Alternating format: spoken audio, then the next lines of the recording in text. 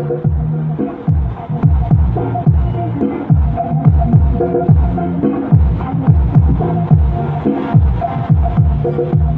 so mga idol, biyahe pa ano na, papuntang Bohol na po itong Gladiator 10K ng Challenger. Yan, so maraming salamat sa second order ng RNC Pro Audio ng Bohol. Yan. So tinetesting na natin, so nirevise natin ulit, no?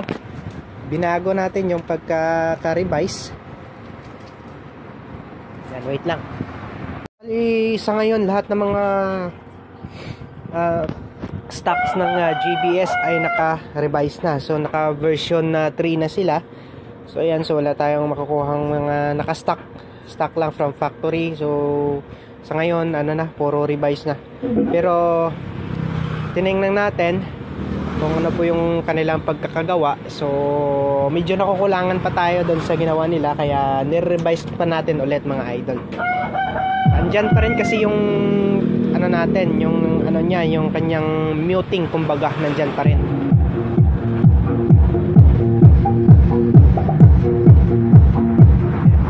So nandyan pa rin yung muting niya na nagsisend ng signal dito sa ating buffer pag nagkakaroon siya ng clip.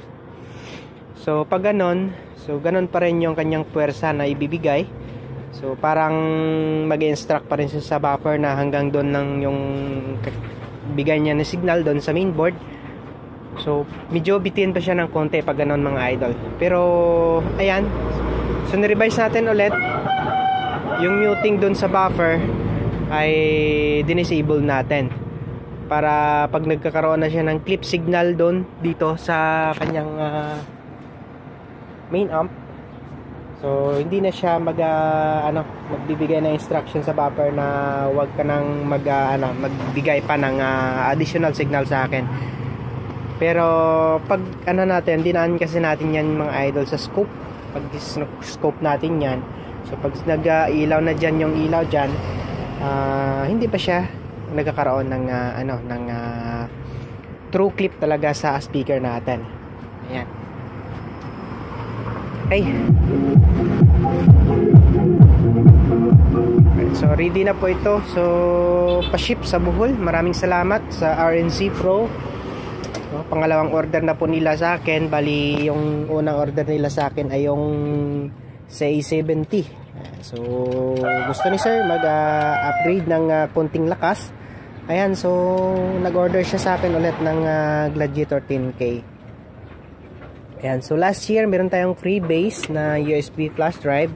So sa ngayon parang wala na tayo muna ng free base kasi nagtaas yung presyo ng mga units ng Challenger. So iwan ko lang kung bakit nagtaas, no? Baka sa custom or sa shipping, or baka tested na po talaga kaya nagtaas sila ng presyo. Sa ngayon yung price ng Gladiator 10K mga idol ay nasa 36,500, no? 36,500 yung kanyang presyo. So 7.5 naman nasa 33,000, no? Yung presyo ni 7.5. Ayan, so mataas yung niya, yung itinaas nun. Si 10K almost 3.5 yung kanyang tinaas. So ganon din sa so kasi yung nagtaas pataas diyan yung revision nila. Yun sa tingin ko nagpataas yung revise. Siyempre merong nagre-revise sa kanila na technician, so binabayaran din nila kasi siguro. Kaya ganon. Okay, so ready na po. Naka-bridge tayo.